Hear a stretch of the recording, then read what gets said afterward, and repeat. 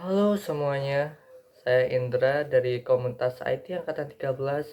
Pada kesempatan ujian kenaikan tingkat ini, saya dengan bangga mempersembahkan proyek saya, yakni dashboard monitoring server otomasi berbasis Basecamp dan web di AWS. Untuk konfigurasinya, langsung saja kita ke langkah-langkahnya. Langkah pertama ya nih, kita login terlebih dahulu ke AWS. Kemudian kita ke situ, lalu kita ke instant, lalu kita klik launch instant untuk membuat instantnya. Lanjut kita masukkan untuk nama instantnya. Di sini saya menamakan project min UKT. Lalu pada OS-nya kita memakai Debian. Lalu kita membuat keypair juga untuk loginnya nanti untuk kita SSH.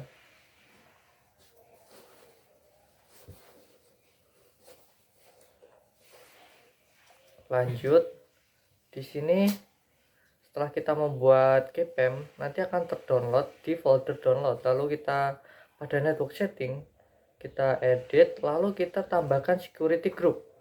Kita ubah dulu nama grupnya. Ini di sini sc-ukt. Lalu kita tambahkan lagi untuk grup rule-nya, kita tambahkan http untuk source type-nya ke anywhere. Lalu kita tambahkan lagi untuk source-nya https. Lalu untuk source-nya nanti kita pakai anywhere juga. Lanjut kita ke launch instance untuk menjalankan instance-nya. Kita tunggu dulu sampai selesai. Lalu kita kembali. Butuh beberapa saat hingga instance ini statusnya aktif.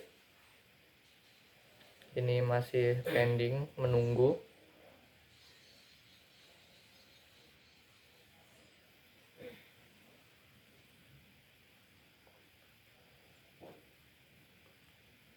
Oh, ini sudah running. Lalu di bawah itu ada IP public IP yang kita gunakan nanti untuk kita meremote di SSH. Kita masuk ke CMD.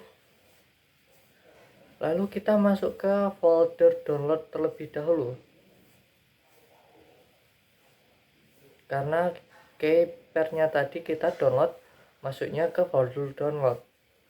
Lalu kita SSH menggunakan SSH min i, lalu keypem-nya,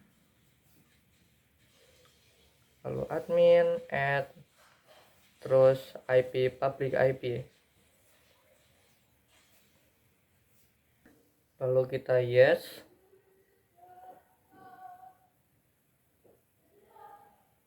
Lalu selanjutnya kita menggunakan apt update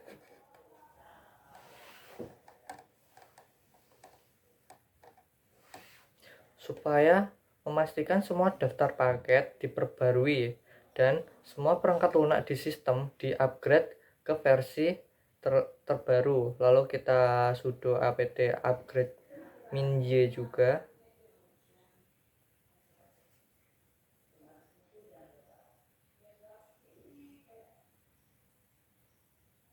Kita tunggu.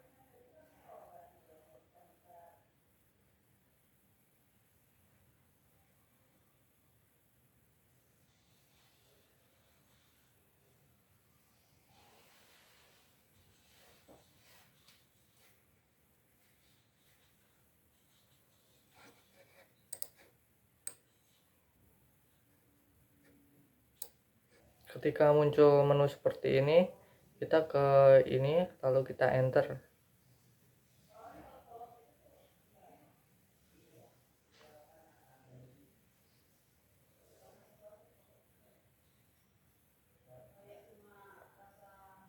Selanjutnya yakni untuk melayani dashboard monitoring kita membutuhkan web server. Di sini saya menggunakan web server Nginx karena ringan dan performanya yang baik. Untuk perintahnya yakni sudo apt install nginx min y. Lalu kita start Nginx-nya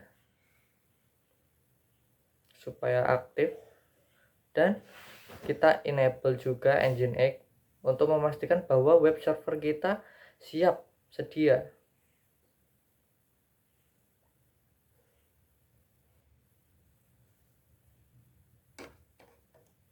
Lanjut, di sini setelah Nginx siap, kita menyiapkan struktur direktori untuk project kita. Saya membuat dua direktori utama, yakni di var www.html saya membuat monitoring, lalu saya membuat juga var log di monitoring juga. Nantinya direktori var www.html monitoring adalah untuk tempat semua file web dashboard di HTML, CSS, JavaScript akan diletakkan di sana. Sedangkan untuk var log monitoring adalah direktori khusus tempat data monitoring server akan siap dalam bentuk file JSON. Oke, lanjut. Setelah kita membuat direktori, penting untuk mengatur izin akses yang benar, terutama direktori web. Saya memberikan kepemilikan kepada user admin yang saya gunakan pada direktori web dan memberikan izin baca tulis eksekusi atau 755 agar Nginx bisa melayani file-file tersebut dan user saya bisa mengelolanya. Untuk perintahnya sudo chownminr admin bagi admin var www.html monitoring. Lalu untuk mengubah izin pada Nginx, saya menggunakan sudo chmod-minr 755/var/www/html/monitoring. Lanjut, yakni di sini saya mengetikkan nano/home/admin/monitor_system.sh. Inilah jantung dari sistem pengumpulan data kita, sebuah bash scripting yang saya beri nama monitor_system.sh. Script ini bertanggung jawab mengumpulkan berbagai metrik penting dari server menyimpannya ke dalam file JSON.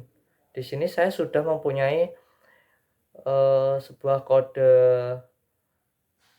bash scripting, lalu saya tempel ke dalamnya. Di sini saya akan menjelaskan satu persatu. Dari atas di atas sendiri, yakni ada shebang memberitahukan sistem bahwa script ini harus dieksekusi menggunakan bash. Lalu di bawahnya yakni ada logdir, ya itu yakni variabel mendefinisikan lokasi direktori, log, dan nama file JSON tempat data akan tersimpan. Lalu di bawahnya ada itu baris memastikan bahwa direktori log/var/log/monitor sudah ada. Jika belum, ia akan membuatnya. Ini adalah langkah keamanan untuk mencegah error jika direktori belum tersedia. Lanjut, di bawahnya yakni ada timestamp. Kita menangkap waktu saat ini dalam format ISO dengan zona waktu UTC-min sangat berguna untuk menandai setiap data monitoring. Lanjut, di bawahnya yakni script menggunakan berbagai perintah Linux standar seperti top, free, df, uptime, cat proc, load vg untuk mengambil metrik performa server. Saya menggunakan kombinasi grep, set, dan awk untuk mengekstrak hanya nilai-nilai numerik yang dibutuhkan dan memformat dengan rapi. Selanjutnya ada validasi itu, yakni jika ada metrik yang penting yang kosong, script akan mencatat error ke error log dan berhenti. Ini membantu dalam debugging. Lalu di bawahnya ada membuat objek JSON. Di sini semua data yang berhasil dikumpulkan disusun menjadi format objek JSON. Perhatikan penggunaan backslash sebelum tanda kutip untuk memastikan string JSON terbentuk dengan benar. Lalu di bawahnya ada menulis file JSON. Dalam baris ini sangat penting, akan menambahkan objek JSON yang baru dibuat ke akhir file system/monitor JSON. Artinya, setiap kali script berjalan, data baru akan ditambahkan. Itu saja penjelasan untuk file monitoring.sh ini. Lanjut, terakhir saya akan memberikan izin eksekusi pada script ini agar dapat berjalan atau dijalankan sebagai program, yakni dengan cara chmod +x/home/admin/monitor_system.sh. Lanjut, kita akan menginstal cron, yakni proses pengumpulan data ini akan berjalan otomatis tanpa henti. Kita akan menggunakan cron job. Cron adalah penjadwalan tugas di Linux. Oke, setelah kita selesai install, kita akan membuat cron tabel jadwal untuk user saya, yakni dengan cara cron tab -e. Di sini saya akan menggunakan 1. Lalu saya enter. Ketika kita masuk, kita edit teks pada bagian bawah sendiri. Saya menambahkan baris seperti ini.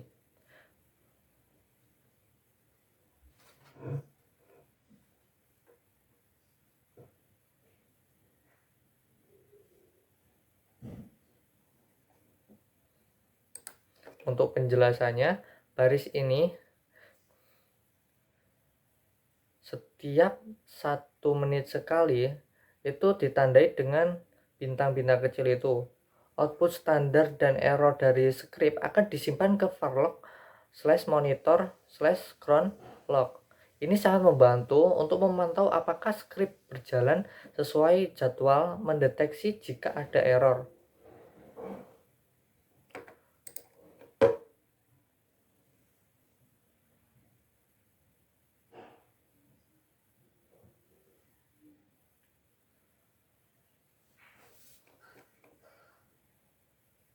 Selanjutnya yakni kita akan membuat file index.html sebagai struktur dasar dashboard kita nanti. Ini saya menggunakan nano/var/www/html/monitoring/index.html. Di sini saya sudah menyediakan filenya dan saya akan memasternya di sini. Oke, sudah selesai. Seperti ini untuk kode HTML-nya.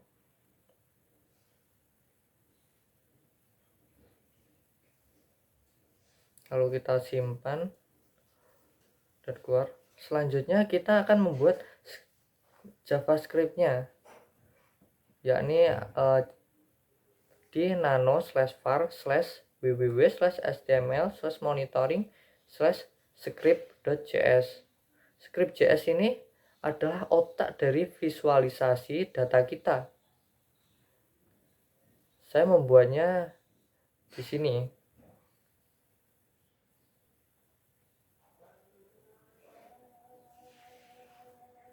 Oh, salah.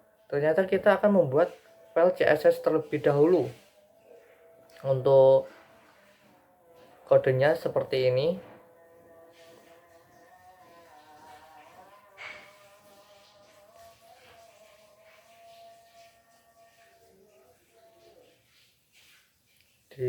Selanjutnya kita akan membuat JavaScript-nya sesuai yang saya bilang tadi, yakni otak dari visualisasi data kita.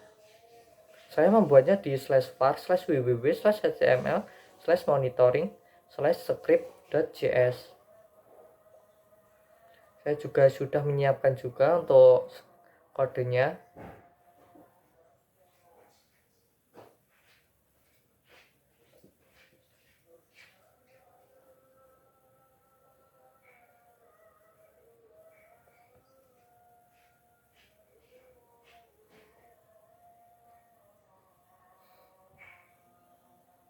Untuk kodenya seperti ini.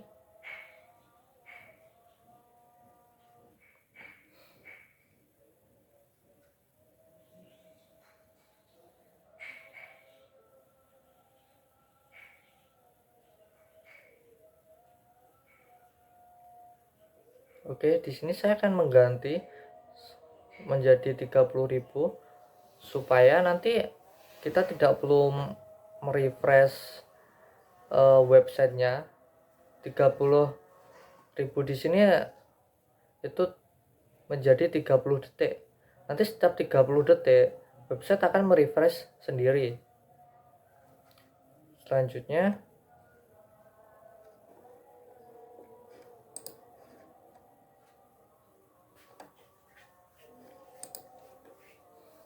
kita akan menghapus file yakni di /etc/nginx/sites-min-enable/default. Kita akan menghapus defaultnya. Lanjut, langkah terakhir dalam konfigurasi adalah memberitahukan Nginx bagaimana melayani file-file kita. Saya membuat file konfigurasi Nginx baru di /etc/nginx/sites-available/monitoring_ukt. Untuk kodenya sudah saya siapkan, tinggal saya paste.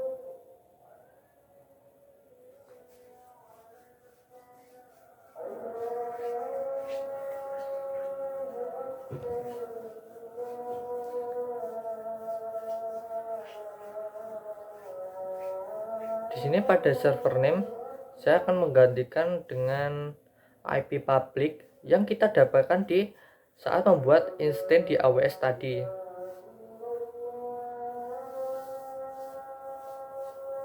Kita hapus terlebih dahulu.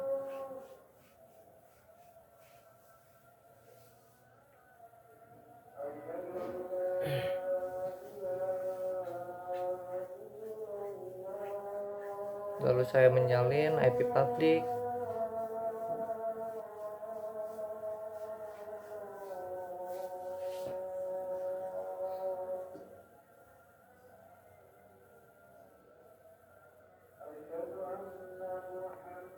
Oke, selesai.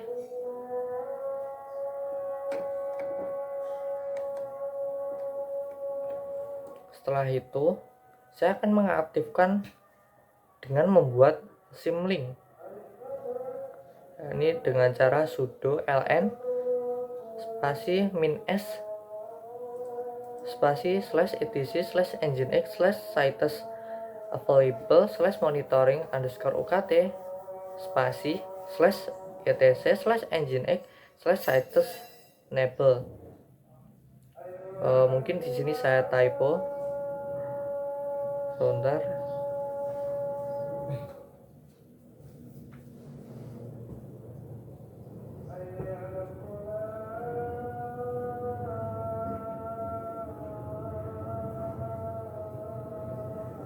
Oke, sudah bisa.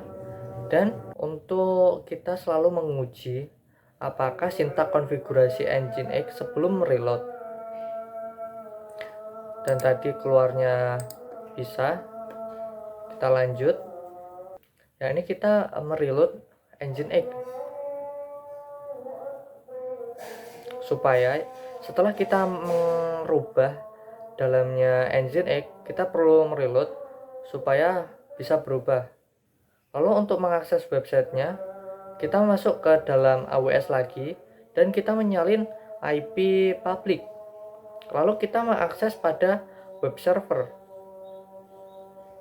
Hasilnya seperti ini. Di sini sistem static monitoring kita masih kosong. Oke, sepertinya ada masalah.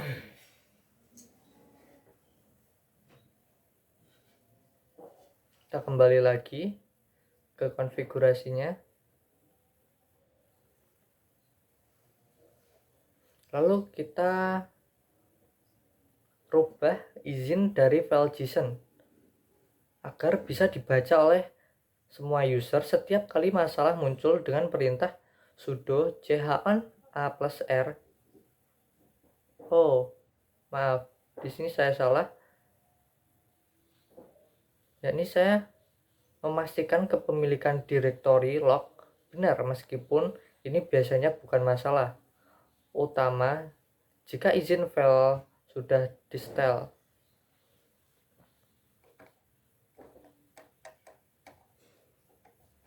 Kalau kita jalankan bash script, ternyata bisa. Lalu kita cek untuk hak akses, apakah sudah benar.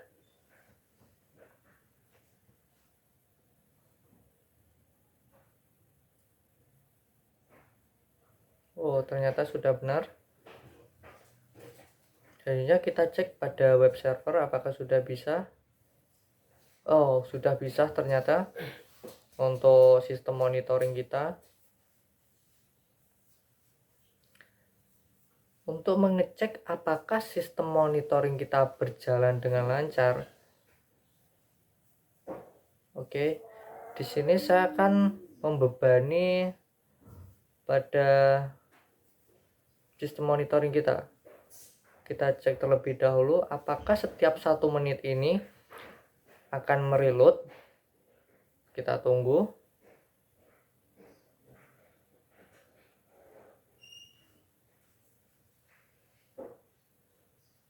Masih lama ya.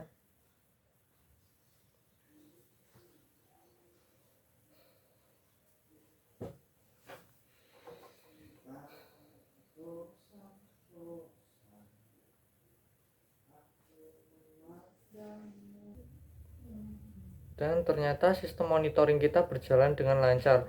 Dan ini setiap 1 menit akan mereload monitoring kita dan memperbarui sistem jika ada file masuk atau CPU yang digunakan, RAM digunakan, disk yang digunakan setiap 1 menit.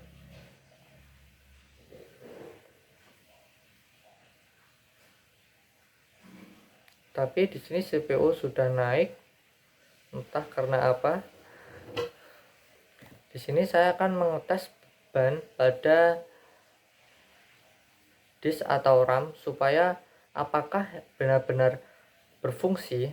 Jadi saya akan menginstal dulu untuk pembebanan ini, yakni saya menggunakan sudo apt install stress min ng min y. Kita tunggu, udah selesai.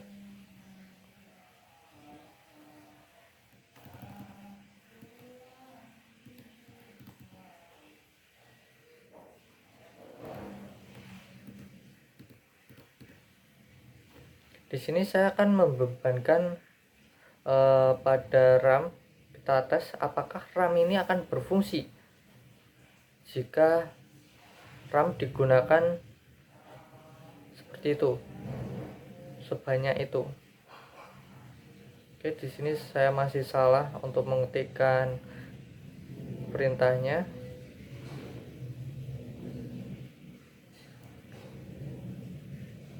Di sini untuk pembebannya selama 1 menit atau 60 detik. Kita tunggu selama 1 menit.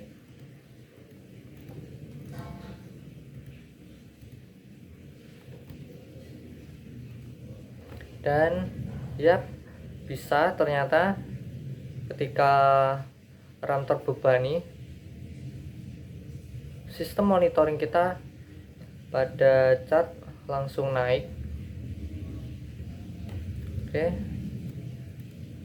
kita lanjut untuk pembebanan pada disk usage. Kita tes. Ini saya menggunakan seperti itu perintahnya. Ini saya membebani 2 GB. Apakah bisa? Oh, pada RAM ketika sudah 60 detik sudah selesai, RAM akan turun kembali. Ternyata berfungsi, teman-teman. Kita tes untuk disk apakah berfungsi. Kita tunggu dulu.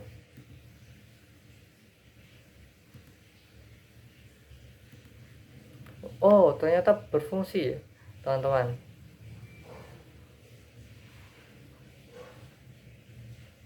Semuanya berfungsi. Kita lihat lagi 1 menit ke depan apakah bisa. Dan bisa, teman-teman. Cukup sekian dari saya untuk konfigurasinya.